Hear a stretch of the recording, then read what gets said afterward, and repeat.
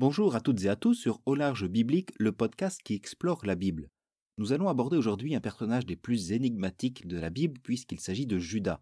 Nous connaissons sa trahison de Jésus par les 4 évangiles. Quant à savoir les motifs qui l'auraient poussé à un tel acte, l'enquête demeure difficile. Il a été écrit beaucoup de choses à ce sujet, tout et son contraire. Comment chacun des évangiles l'évoque-t-il? Que peut-on en dire réellement? Alors c'est un gros dossier, il faudrait même peut-être un podcast entier consacré uniquement à cette affaire, donc je ne prendrai ici que les grandes lignes des hypothèses qui ont été avancées.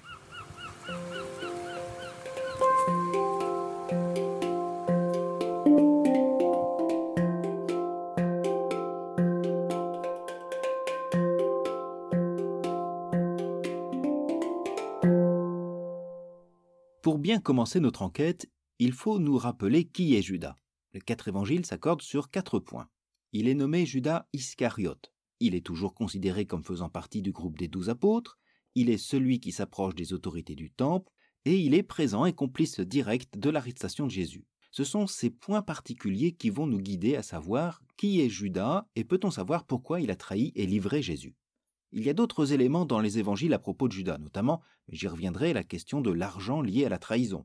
2 évangélistes font aussi mention de la mort de Judas, Matthieu en relatant sa pendaison et Luc dans les Actes au 1er chapitre relatant plus un accident. Et puis l'évangile de Jean et de Matthieu le place comme celui qui désigne Jésus explicitement lors de la scène qui, là encore, sert plus à la narration. Mais reprenons notre questionnement. Qui est véritablement Judas ?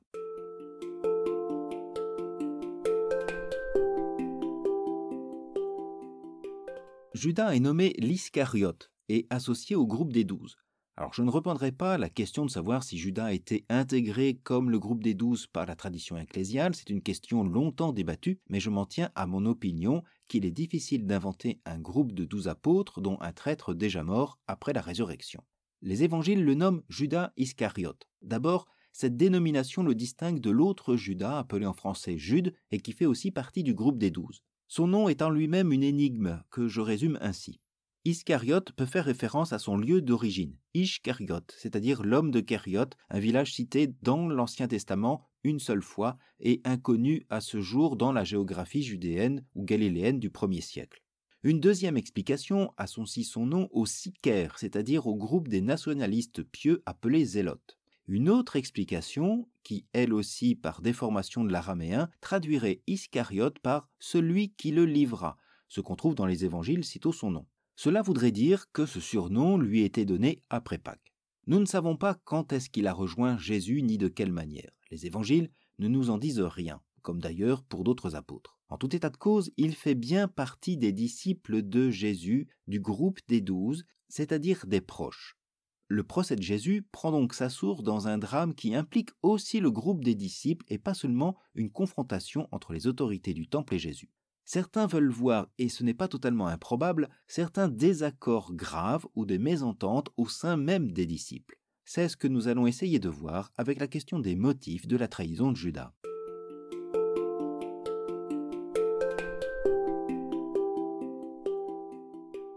Que nous disent les évangiles à propos des raisons qui auraient poussé l'un des 12 à trahir son maître?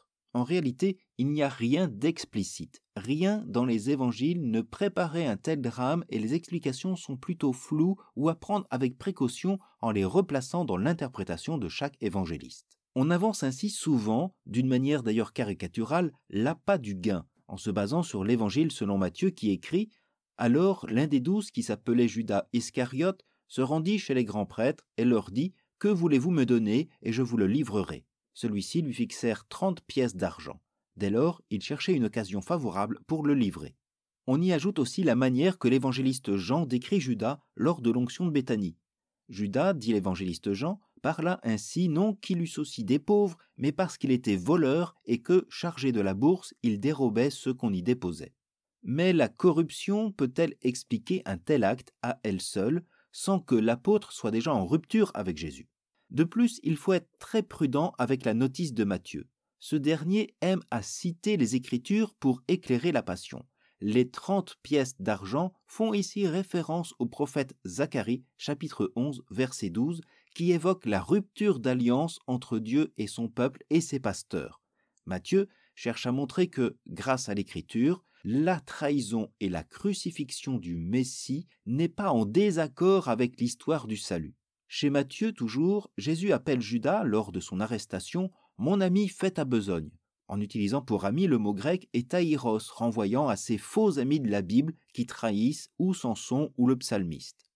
Le paiement de Judas est donc au service de la mise en scène chez Matthieu. D'ailleurs, chez Marc, Judas va d'abord chez les grands prêtres apporter son aide pour trahir Jésus et ne reçoit qu'une somme d'argent non précisée après coup. L'appât du gain n'est pas le motif chez Marc, ni chez les autres évangélistes. Luc, quant à lui, raconte « Les grands prêtres et les scribes cherchaient la manière de le supprimer car ils craignaient le peuple, et Satan entra en Judas, appelé Iscariote, qui était du nombre des 12. Et il alla s'entretenir avec les grands prêtres et les chefs des gardes sur la manière de le leur livrer.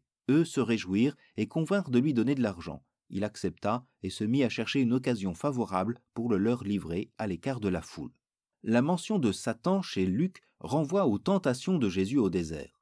Dans le chapitre 4 de Luc, le diable ayant épuisé toute tentation possible s'écarta de lui jusqu'au moment fixé. Les tentations au désert montraient chez l'évangéliste Luc le refus de la toute-puissance et du pouvoir de la part de Jésus.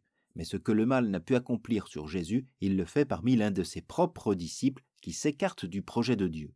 Beaucoup interprètent d'ailleurs cette mention comme une rupture de Judas d'avec le groupe des 12 qu'il quitte dans un désaccord grave.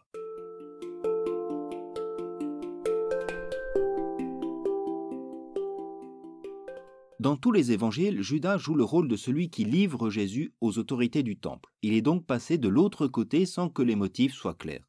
Beaucoup de théories, souvent romanesques, ont été avancées. Outre l'appât du gain, on peut voir deux tentatives d'explication. La première, c'est la volonté de Judas d'aider Jésus en l'amenant face au Sanhédrin, une manière plus d'excuser que d'expliquer la trahison. Judas livre Jésus pour qu'il se dévoile enfin face aux grands prêtres. Cette hypothèse ne repose sur rien et oublie que ce sont d'abord les autorités du temple qui cherchent à mettre la main sur Jésus et que Judas leur permet de trouver un moment favorable qui ne suscitera pas de mouvement de foule. Une autre explication veut aussi voir en Judas un disciple de la première heure déçu par son maître, ou bien parce qu'il est devenu trop ambitieux et trop arrogant vis-à-vis d'un titre royal ou messianique, ou au contraire déçu par l'immobilisme de Jésus à Jérusalem, ou bien d'autres hypothèses préfèrent encore une réaction outrée de Judas après la révolte de Jésus au temple. Bref, on peut continuer ainsi. Effectivement, les évangiles n'en disant pas grand-chose, on peut tout avancer. En tout cas, la trahison de Judas révèle un désaccord important sur Jésus au sein des disciples. Judas, la figure de la trahison du Christ, comme Pierre sera celle du reniement, était-il le seul parmi les disciples à avoir eu cette réaction ?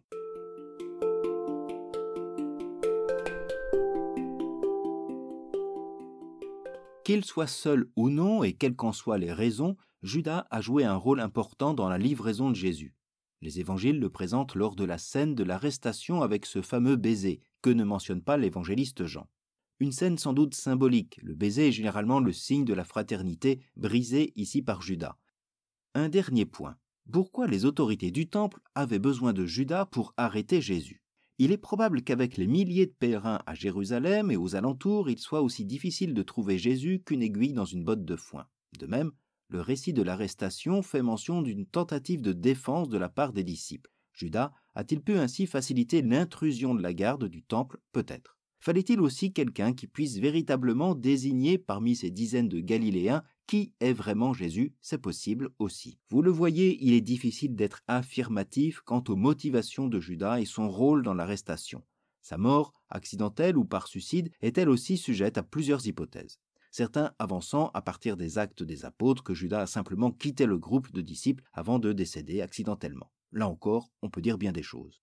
Judas est donc un disciple qui a livré son maître pour des raisons obscures, mais probablement liées à des désaccords importants avec Jésus et d'autres disciples.